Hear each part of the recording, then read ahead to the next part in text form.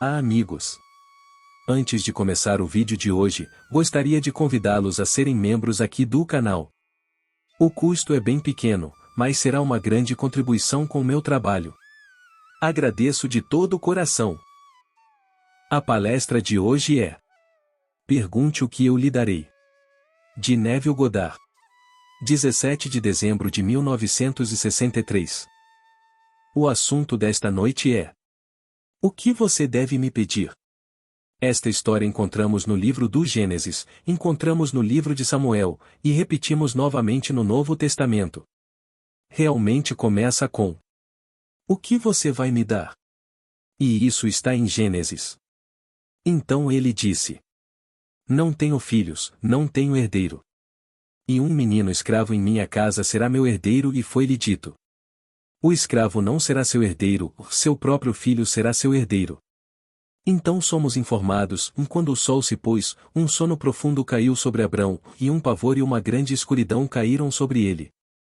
Então o Senhor Deus lhe disse: com certeza seus descendentes serão peregrinos em uma terra que não é deles, e serão como escravos naquela terra, serão oprimidos durante 400 anos. E depois sairão com grandes bens. Versículos 12, 14. Agora, não há uma palavra dita de que Abrão foi de alguma forma acordado deste sono, nem uma palavra. Ele caiu em um sono profundo, e tudo isso lhe foi contado em um sono profundo, e um pavor e uma grande escuridão caíram sobre ele. Agora, este é o nosso assunto esta noite. Ele pediu um filho, ele foi prometido um filho. Aí nos é contado na história, como ele sonhou e o filho foi mencionado, ele fez essa afirmação, caiu de cara no chão e riu quando lhe disseram que teria um filho. E disse ele: será que um homem de 100 anos terá um filho? Será que Sara, que tem 90 anos, dará à luz um filho? E disse que riu: é este o riso de escárnio, o riso de incredulidade ou o riso de alegria? A escritura de João nos diz que Abraão se alegrou por ver o meu dia, ele viu isso e ficou feliz. João 8 versículo 56. Você pode tomá-lo da forma que desejar. Ou você pode dizer: bem, ele riu por causa da descrença, ou ele riu, ele se alegrou por ver meu dia, ele viu e ficou feliz. Agora, quando lemos as Escrituras, não estamos lendo a história secular, estamos lendo a história divina. O homem não está ciente disso. A Bíblia é uma visão. É um mistério que só pode ser conhecido por revelação. E aqueles que pensam que sabem disso, tentando analisá-lo, estão muito longe da verdade. Vem por revelação e somente por revelação. Se você ainda não teve a experiência, ouça alguém que a teve e acredite ou não. Não tente racionalizar isso. Então eu lhe contarei e já lhe contei o que vi, e você não aceitará meu testemunho. Ver e conhecer no grego são um. Ver é experimentar. Ele está lhe dizendo: eu experimentei isso e você não vai acreditar, porque não posso compartilhar isso com você no nível em que você vive agora. E então aqui, o que ele está tentando nos dizer nesta história de adormecer e ouvir o que deve acontecer ao homem? Bem, em primeiro lugar, estamos lendo em hebraico. Cada letra no mundo hebraico, por assim dizer, tem um valor numérico e um valor simbólico. Ele tinha 100 anos. A 19ª letra do alfabeto hebraico é Kof. Se você quiser soar, Kof, Kof. Colocamos aqui em que? O símbolo disso é a parte de trás da cabeça. O número, seu valor numérico é 100. Um homem não tem 100 anos. Isto é um mistério. Aqui estão 100. 100 o quê? O número da parte de trás da cabeça. Ele está sendo informado de que você terá um filho, ou virá da parte de trás do seu crânio. E então você dirá: ele caiu de cara no chão e riu. Isso é ridículo neste nível. Vem do ventre de uma mulher. Mas disseram a ele que ele tem 100 anos e que você terá um filho, e ele nascerá do fundo de sua cabeça. Bem, você pode aceitar o riso da maneira que quiser, seja o riso da descrença, ou, como nos é dito no livro de João, capítulo 8, regozijando-se. Ele se alegrou por ver meu dia, ele viu e ficou feliz. Versículo 56. Agora somos informados nesta história que seus descendentes serão peregrinos em uma terra que não é deles. É este mundo. Nós não pertencemos aqui. Estas roupas pertencem aqui. Cada vestimenta deste mundo faz parte da estrutura eterna deste mundo. Não importa o que você faça, faz parte da estrutura eterna deste mundo. Quando Kennedy foi baleado, isso acontecerá para todos sempre como parte da estrutura deste mundo, e quem puxou o gatilho estará puxando-o para sempre como parte da estrutura deste mundo. Deus entra neste mundo como um peregrino e nesta é a terra que não é dele, por assim dizer. Nisto ele é como um escravo, assumiu sobre si a forma de homem e tornou-se obediente até a morte, e morte de cruz. Filipenses 2 versículos 6, 8. Morte na cruz, pensamos que ocorreu na costa norte de África há 2000 anos. Agora ouça a próxima linha desta declaração. E eles serão oprimidos por 400 anos. Depois sairão e terão grandes posses. 400 anos. A última letra do alfabeto hebraico, a 22ª letra, tal, tem o valor numérico de 400 e o valor simbólico de uma cruz. O símbolo do tal é uma cruz e é numericamente 400. Então aqui, durante 400 anos, não 400 anos como medimos o tempo. Não, esta é a jornada, somos peregrinos numa terra que não é nossa.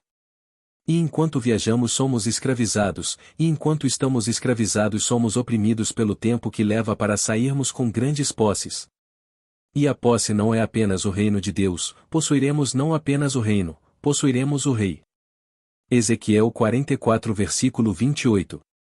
Possuímos uma presença, a presença é Deus. Então passamos pelo horror do mundo e saímos como Deus.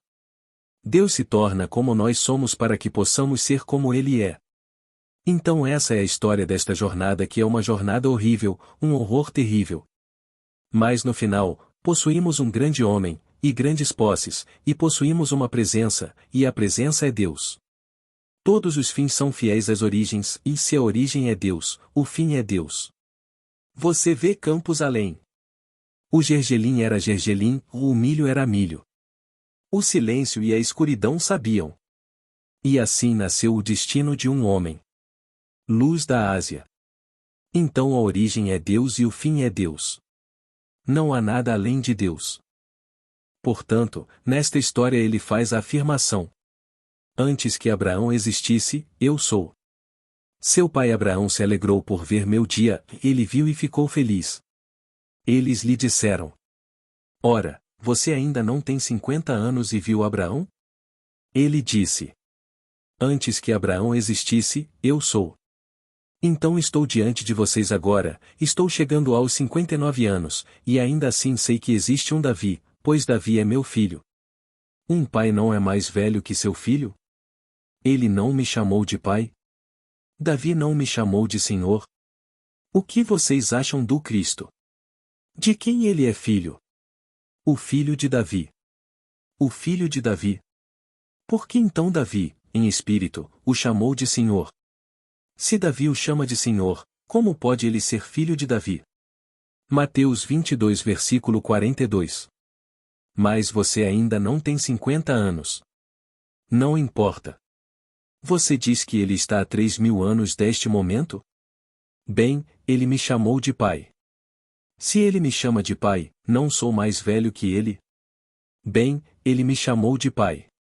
Então ele me chamou de pai, não sou mais velho que Abraão? Então de quem você está falando? Estou falando apenas, a cada momento, sobre Deus. Não há nada além de Deus. Então, o que devo lhe dar? Qual foi a resposta a essa afirmação? Ó Senhor Deus, cumpra-se agora a tua promessa a Davi, meu pai. 2 Crônicas 1 versículo 9. Bem, qual foi essa promessa? Que quando os teus dias se cumprirem e te deitares com os teus pais, depois de te ressuscitarei o teu filho, que sairá do teu corpo. Eu serei seu pai e ele será meu filho. 2 Samuel 7 versículo 12. Deixe essa promessa agora ser cumprida. Então ele traz à tona a partir da humanidade, de você, da parte de trás do seu crânio, esse é o ser que tirarei de você. Você tem 100 anos? Essa é Kov, a parte de trás do crânio. Eu vou trazer de você um filho. E então ele riu. A coisa toda era uma loucura, ridícula. É tão antinatural. Não é algo que possa acontecer na eternidade. Este não é um nascimento natural, é um nascimento espiritual, nascido de cima, não de baixo. E então ele sai. Deixe acontecer agora, disse ele. Mas antes que isso aconteça, posso pedir mais alguma coisa? Certamente. Ouça estas palavras. Se você pedir alguma coisa em meu nome, eu o farei. Você quer verificar? O capítulo 14, versículo 14 do Evangelho de João. Se pedirdes alguma coisa em meu nome, eu o farei. Bem, quem está falando? Eles nunca se dirigiram a ele como Jesus. Eles falavam dele, mas nunca se dirigiam a ele como Jesus. Jesus e Jeová são um e o mesmo. Quando traduzimos a palavra Jeová, Yod-Heh-Vav-Heh, que é realmente eu sou, sempre falamos dela como Senhor. Somente em raras ocasiões dizemos eu sou, como em Êxodo. Vá e diga-lhes. Eu sou te enviei. Sou o que sou. Eu sou o que sou. Eu sou quem eu sou. Mas além disso e de algumas declarações, é sempre traduzido como Senhor. Então eles falam dele como Senhor no Novo Testamento, não como Jesus. Ninguém se dirige a ele como Jesus e depois. Jesus, diga-nos isto e aquilo, mas Senhor, mostre-nos o caminho. Eu sou o caminho. Senhor, mostra-nos o Pai. Eu sou o Pai. Então, sempre, Senhor é o nome que lhe é dado. Então quando ele é chamado de Senhor, ele é chamado de Pai. Então aqui, se você pedir alguma coisa em meu nome, eu farei. Então o nome não é Jesus, o nome não é Jeová, o nome não é Senhor, o nome é Eu Sou. Esse é o nome. Bem, como eu pediria saúde, riqueza ou fama em nome dele? Ousando assumir que estou saudável, quando os médicos não me dão esperança. Ousando assumir que sou rico, quando todos os meus credores estão no meu pescoço. Ousando assumir que sou conhecido, quando sou, em razão dos meus sentidos, desconhecido. E tão ousado assumir que sou aquilo que quero ser, quando no momento da minha assunção a razão e os meus sentidos o negam, está perguntando em seu nome. Não há outro nome. Se você pedir alguma coisa em meu nome, eu farei. Pois bem, teste-o. Você está convidado a testá-lo. Venha prová-lo e ver. Você não sabe que Jesus Cristo está em você? A menos, é claro, que você não passe no teste. 2 Coríntios 13 versículo 5. Então somos convidados a testá-lo em seu nome, e seu nome é Eu Sou. Deixe que todos se atrevam a assumir que eu sou e então dê um nome. Então veja o mundo como você o veria se fosse verdade. Que evidências tenho de que realmente sou isso antes que isso se torne objetivo para o mundo? Bem, a única evidência que tenho agora é ver nos rostos dos meus amigos uma expressão que implica reconhecimento daquilo que sou. Deixe-me olhar mentalmente para meus amigos e vê-los me vendo como me viriam se isso fosse verdade. Deixe-me agora ver meu mundo como eu o veria se fosse verdade. E então, se num futuro não distante eu cristalizar neste mundo o que estou assumindo, de uma forma que conscientemente nunca poderia conceber, a coisa acontecer, então não o encontrei e sei quem ele é? Bem, eu lhe digo que esta história é verdadeira do começo ao fim, mas não como o mundo a vê. Estão tentando ver isso como história secular, e não é, é uma história divina. Todo o drama se desenrola no homem. E a história de Abraão é verdadeira. Nas profundezas da alma Deus dormia. Foi Deus quem adormeceu.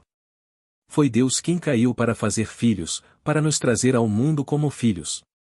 E porque o pai e o filho são um, se o pai e o filho são um, então o filho deve ser pai. Se ele é pai, então deve haver um filho. E quem é esse filho? Se eu e meu pai somos um, e meu pai é pai, então quem é o filho? Davi. Davi é o filho de Deus. Jesus Cristo é Deus Pai. É Jesus Cristo em nós que está sepultado que deve despertar. E como ele desperta e é o Pai, então como posso saber que sou pai? Onde está o filho? E então vem Davi. Agora, a 19ª letra, Kof, é a parte de trás da cabeça. Disso surgirá a criança.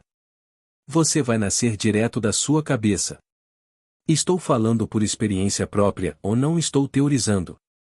Tendo saído da nuca, então deve haver um filho dando testemunho do ser que você é. A próxima letra é reis e seu valor é 200.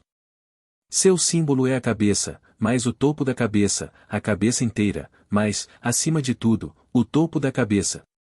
Tudo bem, então do alto da sua cabeça virá esta explosão e bem diante de você um dia estará este filho imortal, Davi.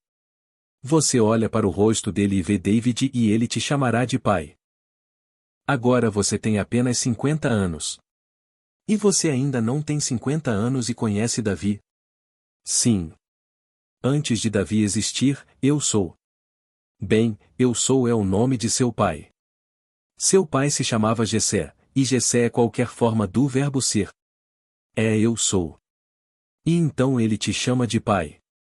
E então você olha diretamente nos olhos de Davi, e ainda assim neste mundo de mortalidade você tem apenas 50 anos. E você pode dizer: sim, antes que Davi existisse, eu sou. Porque o pai precede o filho, e o filho te chama de pai. E assim você saberá, aos olhos daqueles que ainda estão cegos, que você tem apenas 50 anos. E eles conhecem sua formação. Eles sabem exatamente onde você começou neste mundo linear, como um cego, por assim dizer. Então você sabe, apesar do que eles pensam que você é, você experimentou a paternidade de Davi. E Davi é o filho unigênito de Deus. Tu és meu filho, hoje eu te gerei, Salmo 2, versículo 7. É dirigido a Davi, apesar dos sacerdócios do mundo. Não importa o quanto tentem justificar isso e chamar isso de Jesus Cristo, eles estão errados. Eles não estão falando por experiência própria, eles estão teorizando. E todo o vasto mundo pega a palavra de Deus, teoriza-a e chega a conclusões falsas porque as suas premissas estão erradas. Seus começos estão errados. É Davi. E quando você o vê você sabe, sem qualquer incerteza, que ele é seu filho, e ele sabe, sem qualquer incerteza, que você é o pai dele. Foi Davi que Deus enterrou na mente do homem. Como nos é dito no capítulo 3, versículo 11 do livro de Eclesiastes. E Deus colocou a eternidade na mente do homem, mas para que o homem não possa descobrir o que Deus fez desde o início até o fim. Mas no final ele o fará. Quando o homem chega aos últimos dias de sua jornada, quando a peregrinação termina, e a opressão termina, e ele recebe sua herança, então Davi explode em seu cérebro. Desta vez, do topo da cabeça, não da base do crânio. Ele saiu da base do seu crânio, mas do topo do seu crânio sai o Filho de Deus, enterrado na sua cabeça, o Rei, e ele é o pai desse filho unigênito. O filho o chama de pai, e ele o vê, e ambos se encontram num entendimento que ninguém neste nível poderia realmente compreender. Então eu digo, acredite. Acredite, porque a bem-aventurança é pronunciada sobre aqueles que não viram e ainda assim acreditaram. Ao verem, eles não experimentaram isso, mas acreditaram naquele que lhes disse que o experimentou. Essa bem-aventurança nos é dada no final do capítulo 20 do Evangelho de João. Então eles podem não ver, mas acreditaram. Mas muitos que não viram ainda não acreditariam, porque insistiram em levar a coisa a este nível. Eu lhe digo. Abraão se alegrou por ver este dia, o meu dia. Ele viu, experimentou, e ficou feliz. Então está é a história, o que devo lhe dar. Você pode pedir ajuda esta noite. Você pode pedir qualquer coisa neste mundo. Mas chegará o dia em que você terá uma fome que somente uma experiência de Deus poderá saciar. Enviarei fome sobre a terra, ou não fome de pão, nem sede de água, mas de ouvir as palavras de Deus, uma fome que somente uma experiência de Deus pode saciar. Amós 8 versículo 11. E assim, até que essa fome chegue até você, acredite naquele que teve tanta fome. Cuja fome foi satisfeita por ter experimentado Davi como seu filho, e pode com as Escrituras. O que vocês pensam do Cristo, de quem ele é filho? E quando eles responderam: porque o filho de Davi, então ele respondeu: por que então Davi, em espírito, o chamou de pai? Ele o chamou de Adonai, meu senhor, que é o nome usado por todo filho de seu pai. Cada filho se referia a seu pai como Adonai, meu senhor. Então Davi o chama de meu senhor, como então ele pode ser filho de Davi? Portanto, esta noite você pode pedir qualquer coisa em nome dele, se souber o nome dele. Ajoelhe-se e diga: em nome de Jesus, nada vai funcionar. Em nome de Deus, em nome de Jeová, nome disto? Sem resposta, sem resposta. Pergunte em seu nome e seu nome é Eu Sou. Portanto, sem qualquer ajuda de ninguém neste mundo, ouse assumir Eu Sou. E então nomeie-o. Estou empregado, com emprego remunerado. Não pergunte aos outros se você consegue. Tenho um emprego remunerado, ganhando mais do que jamais ganhei em minha vida. Deixe-os dizer o que quiserem. As coisas vão se reorganizar neste mundo. E você, sendo fiel ao nome dele, exteriorizará o que está afirmando com sua suposição, e isso se tornará um fato. Então você pode compartilhá-lo com todo o vasto mundo. Então, se você pedir alguma coisa em meu nome, eu farei. Quem fará isso? Jesus do lado de fora? Não, Jesus está em você. Deus se tornou homem para que o homem se tornasse Deus. Ouça as palavras. Você não percebe que Jesus Cristo está em você? A menos, é claro, que você falhe no teste. Estou citando as cartas de Paulo aos Coríntios. É o capítulo 13º, o último capítulo, de 2 Coríntios. Você não percebe que Jesus Cristo está em você? Versículo 5. Bem, se ele está em mim e faz estas declarações, pergunte em meu nome ou bem, então eu sei o nome dele. Ele disse: eu sou a verdade. Você quer dizer alguma coisa que eu afirmo? Sim, porque todas as coisas são possíveis para Deus, e o seu nome é Eu Sou. E eu sou a verdade? A verdade de quê? A verdade que está confinada à evidência dos meus sentidos? Certamente não. A verdade é determinada pela intensidade da minha imaginação, não pela evidência dos meus sentidos. Então ouso assumir que sou o que quero ser, e assumindo isso, permanecendo fiel a isso, exteriorizo. Torna-se um fato em meu mundo. Então aqui, pergunte o que eu lhe darei. Chegará o dia em que você pedirá, como Salomão pediu. Que a tua promessa, Davi, meu pai, seja agora cumprida. E aquela promessa. Que nasça o filho. Porque lhe prometeu que, quando se cumprirem os seus dias e ele se deitar com seus pais, levantará depois dele o seu filho, que sairá do seu corpo, e que você será o pai e ele será seu filho. Deixe isso agora ser feito. Deixe-o sair. Deixe-o tirar Davi de mim. Para Davi, a origem é Davi, o fim é Davi. Traga-o para fora de mim. Se você o tirar de mim e seu nome for Eu Sou, ou Jessé, e eu vir Davi, então eu sou Jessé. Eu sou de quem falei e outros discutiram, mas não sabia disso. De repente, ele aparece, e a única maneira neste mundo de saber que sou ele é pelo Filho. Porque ninguém sabe quem é o Pai, exceto o Filho, e ninguém sabe quem é o Filho, exceto o Pai. Mateus 11 versículo 27. Então, se eu pudesse saber disso apenas por causa do Filho, então deixe esse Filho vir. Traga-o para fora. Então, o que sai de Davi senão David? Ele traz Davi para fora. Pois bem, se ele o tira de mim, esta roupa deve ter sido Davi. A humanidade então é Davi, todo o vasto mundo da humanidade é Davi. Mas, traga algo que eu saiba quando o vejo, é totalmente diferente. E você faz. Bem, então quem o trouxe? Isso saiu de mim. Na verdade, ele saiu de dentro de mim e eu o vi, e ele me chamou de pai. Você insiste nisso. É algo totalmente diferente, mas você insiste nisso. É muito mais do que se esta noite eu colocasse nas mãos de todos aqui uma fabulosa fortuna terrena, pois a fortuna terrena desaparece.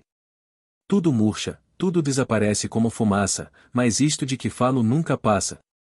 Esta é a fé imortal.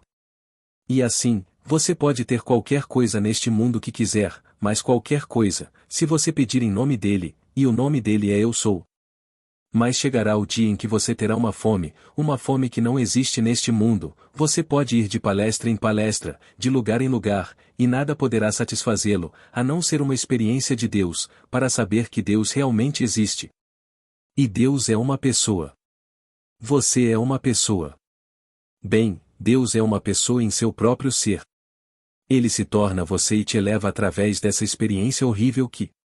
Ouça as palavras. Seus descendentes serão peregrinos em uma terra que não é deles. Não posso levar um pedaço com você. Se Rockefeller morrer esta noite, ele não poderá levar um xelim consigo. Tem que deixá-lo onde está, como fez seu pai e seu avô. Seu avô deixou $1 bilhão, não podia levar um centavo com ele. E então, o pai deixou centenas de milhões e não conseguiu levar nem meio centavo consigo. Todos os outros deixarão tudo para trás e não poderão levar um centavo consigo. Deixe-o exatamente onde está.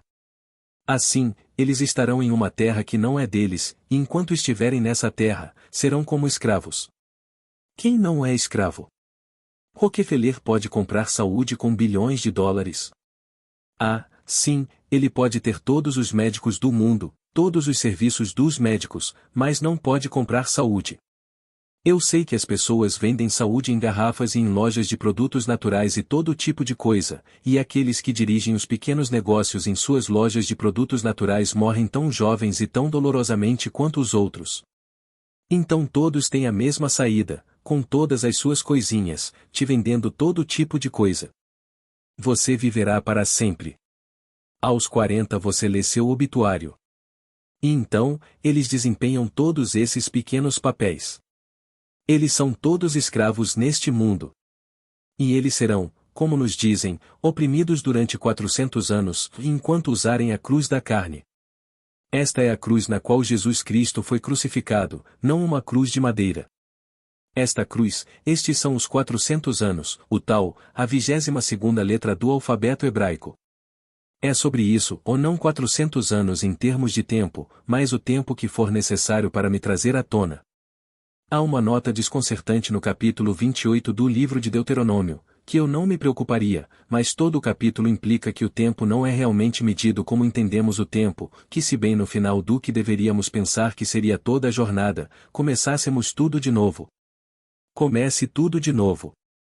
Não está explicado o porquê, porque Deus está desempenhando os papéis, e não consigo entender como Deus pôde falhar naquilo que Ele predeterminou, não consigo.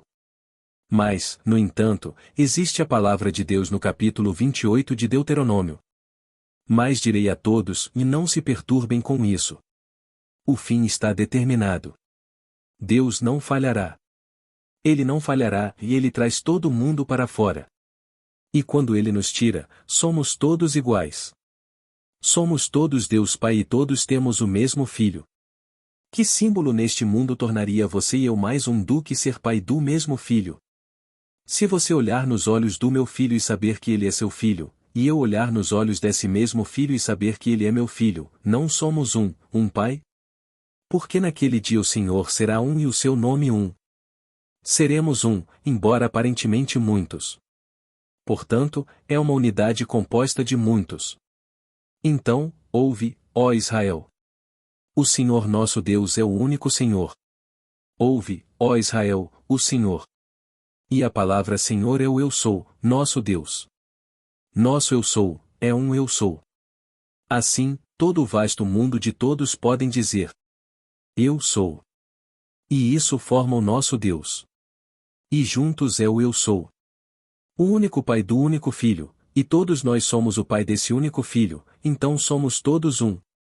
E é assim que tudo se desenrola neste mundo. Agora, o que estou lhe contando esta noite, estou lhe contando por experiência própria, não estou teorizando. Participei de painéis com padres, com rabinos, com ministros protestantes, com grandes educadores, e eles ficaram horrorizados, porque não é o que eles conceberam. Eu não posso culpá-los. Não foi revelado a eles. Eles estão especulando e eu não estou especulando. Não estou tentando estabelecer uma filosofia de vida viável. Estou lhe contando o que aconteceu comigo. Aconteceu comigo tão naturalmente quanto um nascimento físico natural acontece com outra pessoa. Então eu acho isso, no momento, perturbador, e então você volta às escrituras e lê para descobrir que tudo foi predito. Agora ouça este adorável poema de Edward Thomas. Agora, primeiro, ao fechar a porta, fiquei sozinho na nova casa e o vento começou a gemer. A casa ficou velha ao mesmo tempo, e eu fiquei velho. Meus ouvidos foram provocados pelo pavor do que foi predito. Noites de tempestade, dias de neblina sem fim, dias tristes, em que o sol se mostrava em vão. Velhas tristezas e tristezas ainda não iniciadas. Tudo me foi predito, nada eu poderia prever, mas aprendi como o vento soaria depois que essas coisas acontecessem. Você insiste nisso. A nova casa, Deus entra neste mundo de morte. Pois estamos todos mortos, fazemos parte da estrutura eterna do universo, de todas as peças de roupa do mundo. É novo. Ele se enterra e fecha a porta, e fica sozinho na nova casa. Então o vento começou a gemer. Nas Escrituras, o vento e o Espírito são a mesma palavra. E então, tudo lhe foi predito, mas nada ele poderia prever, a horrível opressão na terra do Egito, neste mundo. E só no final você realmente percebe como o vento realmente soa. Tudo me foi predito, nada eu poderia prever, mas aprendi como soaria o vento depois que essas coisas acontecessem. Posso te dizer, quando acontecer essa coisa que foi predita no começo, eu te darei um filho, quando você tiver 100 anos, e na nuca, é onde eu vou vir, e eu caio de cara no chão e rio, é ridículo. É a coisa mais antinatural do mundo. Ou talvez eu me regozije porque vi e fiquei feliz. Mas então a jornada começa e, que noites horríveis e dias enevoados quando o sol brilhava em vão. Mas não entendi muito bem até o final. A história é o mais aprendi como o vento soaria depois que essas coisas acontecessem. E quando isso acontece, agora você sabe como o vento realmente soa. A casa inteira vibra como um ciclone e você não sabe o que está causando isso e se pergunta de onde vem. Você sente isso em você, mas ainda assim sente isso vindo do canto mais distante da sala. E então vêm os sábios para descobrir o que aconteceu. Agora ouça as palavras. E Abraão sentou-se à porta de sua tenda no calor do dia e olhou para cima e viu 3 homens parados diante dele. Eles não foram vistos se aproximando, de repente estão diante dele, 3 homens, exatamente como descrito no capítulo 18 de Gênesis. De repente, 3 homens estão diante dele e o vento começa a gemer. Eles também estão perturbados. E posso te dizer, dos 3, 2 também riem. Riem porque lhes parece incrível o que se anuncia, que a criança nasceu. Um anuncia isso, e 2 estão completamente histéricos de tanto rir porque o que aconteceu não deveria acontecer, é incrível. Mas ele apresenta as evidências do que declarou. E então e só então você sabe. Então aprendi como o vento soaria depois que essas coisas deveriam acontecer. Portanto, acredite e deixe que essa bem-aventurança seja pronunciada sobre você que não viu e ainda assim acreditou. Você não teve a experiência, mas acredite em quem já teve a experiência. Não estou teorizando ou falo por experiência própria. E uma verdade que o homem conhece por experiência, ele conhece mais profundamente do que conhece qualquer outra coisa neste mundo, ou do que pode conhecer essa mesma verdade de qualquer outra maneira. Você sabe disso esta noite porque acredita em mim, e espero que sim, mas você não sabe disso na medida em que saberá depois que essas coisas estiverem em você quando você as experimentar. Então eu lhe digo, não importa o que você ouça dos outros, se eles vivenciarem isso, eles irão duplicar o que você ouviu nesta plataforma esta noite. Se não tiveram a experiência, especularão de agora em diante até o fim dos tempos, e poderão ser persuadidos e tentar convencê-lo da realidade de suas especulações. Então, depende inteiramente de você. Não estou teorizando. Então, o que devo lhe dar? A última pergunta, ou a última, é: cumpra-se agora. O que cumpriu? A promessa que você fez a Davi, meu pai. E isso é que você traria dele um filho, e o filho será seu filho, e você será o pai desse filho. Deixe-o agora ser cumprido. Isso vem do topo do crânio, reis. Antes que isso seja cumprido, você tem que sair da parte de trás do crânio, Kof. E então você é o Abraão quando isso acontece e você tem 100 anos, embora no corpo você tenha apenas 50. A centena é Kov e o símbolo é a parte de trás do crânio. Você sai e nasce, e vê o símbolo do seu nascimento. A próxima é a explosão de reis, o topo do crânio, e o que sai é Davi, e ele é seu filho. Então aqui estamos no espírito do Natal, daqui a uma semana. Todo o vasto mundo cristão celebrará o nascimento de Cristo, e eu me pergunto que proporção de uma enésima parte de 1% realmente conhecerá a história. Eles aprenderam isso, mas, devo dizer, eles aprenderam erroneamente. Eles agora estão formando uma grande caravana para ir a Jerusalém para encontrar o local de nascimento. Ele não nasceu lá. Para descobrir onde o colocaram em algum sepulcro, e ele não foi enterrado lá. Foi Deus quem se tornou homem para que o homem se tornasse Deus, e ele está enterrado no maravilhoso crânio humano do homem. É onde ele está enterrado e é de lá que ele ressuscitará. Não há outro lugar no mundo de onde ele será ressuscitado. Ele ressuscitou do seu maravilhoso crânio, e todo o drama acontece lá.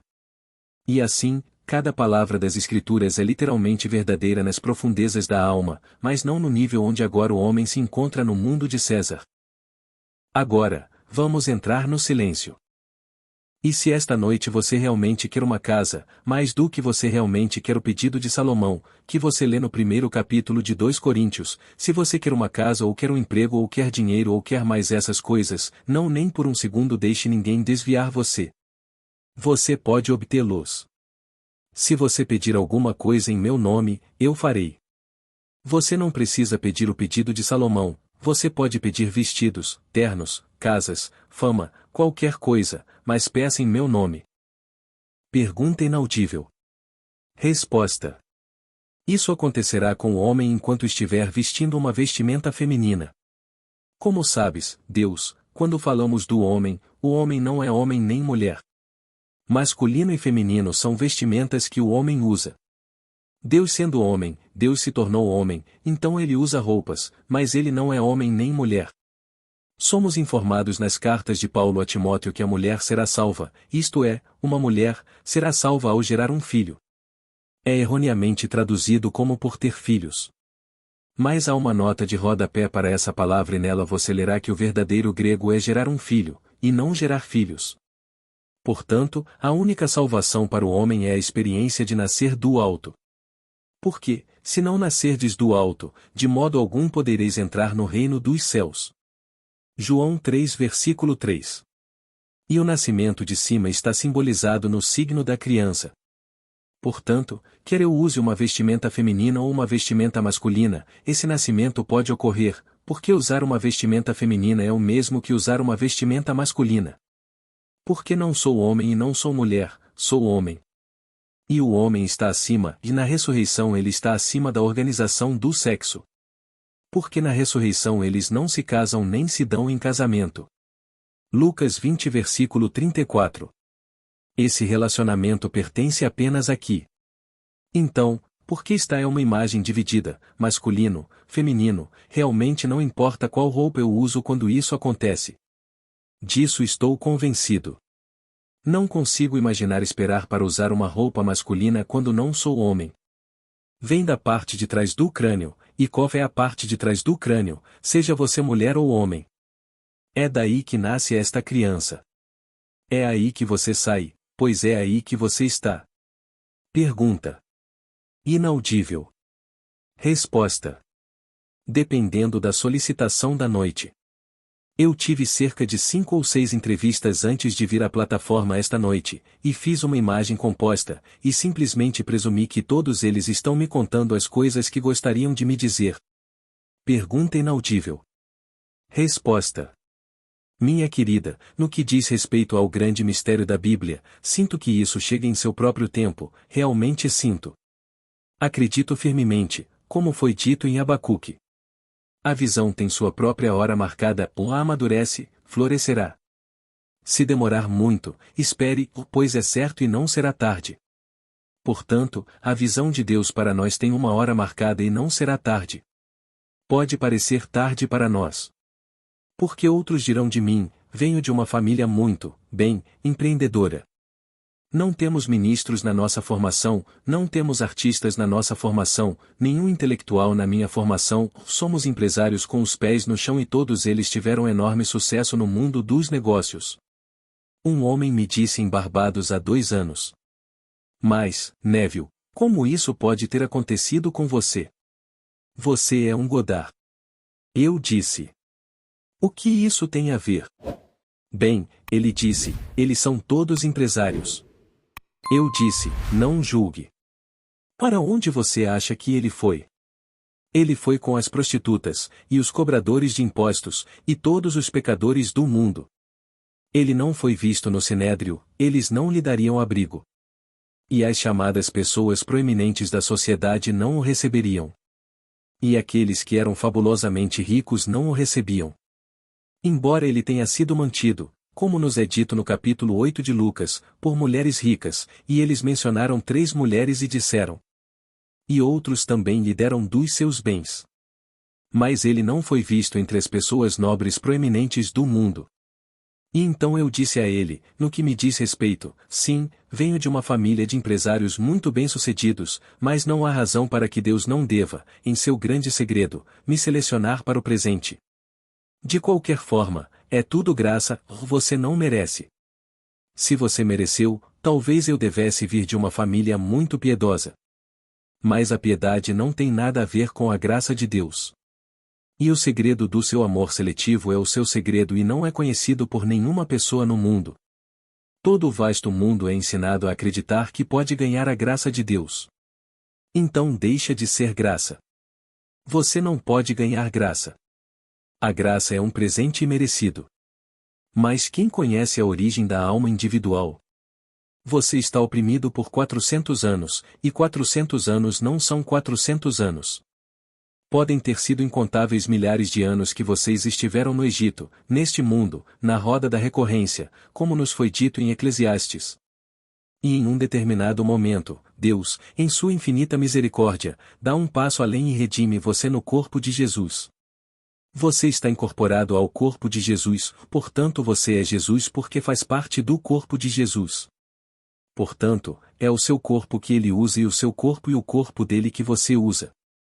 E então é tudo amor de Deus, por sua infinita misericórdia faz isso.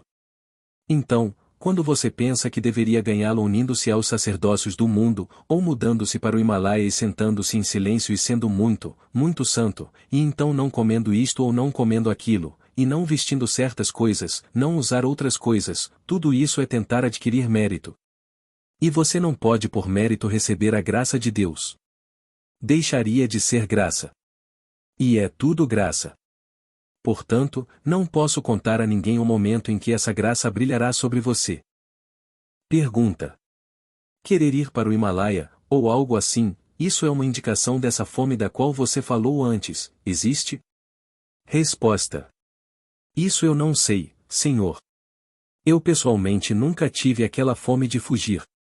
Eu vim para os campos da América vindo das pequenas Barbados, e meu desejo era ir direto para o mercado, que é a América. Ele disse: vamos construir um tabernáculo para sempre, um para você, um para Moisés, um para Elias. Ele disse: não, você desce para o vale, você não pode ficar aqui. Você deve descer entre as pessoas do mundo. É lá que os cantos são apagados, por assim dizer. Como eu poderia saber que poderia pegar a lei de Deus, e aplicando-a com sabedoria e amor, produzir os efeitos que desejo em qualquer lugar que não seja o mercado? E então, quando eu não tinha nada neste mundo, mais nada, e estava com fome, não tive vontade de roubar. Eu não tinha nenhum desejo de tirar de outra pessoa o que sentia ser deles, e eu não tinha nenhum. E fiquei sem comida, fui sem coisas. Eu não tinha vontade de fugir disso. Eu poderia ter voltado para Barbados, onde poderia ter feito minhas 3 refeições maravilhosas por dia e me abrigado na casa de meu pai. Estava sempre aberto. Eu poderia ter enviado um telegrama, mesmo com dinheiro emprestado, e recebido um aviso para pegar um determinado barco às custas dele. Mas não o fiz. Eu não tinha vontade de fugir disso. Permaneci no mercado e foi lá que essas coisas foram transmitidas. Fui colocado em todos os tipos de tentações para conseguir um dinheiro fácil. Nunca me ocorreu aceitá-lo. E então, naquele momento, Deus, e somente Deus, tomou a decisão de simplesmente dar um passo além e me redimir em seu corpo. E assim, posso contar-lhes a história da redenção a partir da experiência. Eu disse antes, e direi novamente, qualquer pessoa que tenha sido redimida atribui todo o processo de sua salvação às ações de Deus. Ele próprio não teve nada a ver com isso, mais nada. Até a sua fé parece um dom de Deus. Então você não pode ganhar isso. Sinceramente, não posso me olhar de frente e dizer que fiz qualquer coisa para merecê-lo. Mas na sua infinita misericórdia ele escondeu de mim o passado pelo qual me colocou, pois certamente me colocou à prova. Mas ainda não foram reveladas as fornalhas através das quais. Mas a quem Deus afligiu para fins secretos, então ele conforta e cura e o chama de amigo. Assim nos é dito no capítulo 48 de Isaías: eu coloquei você nas fornalhas da aflição.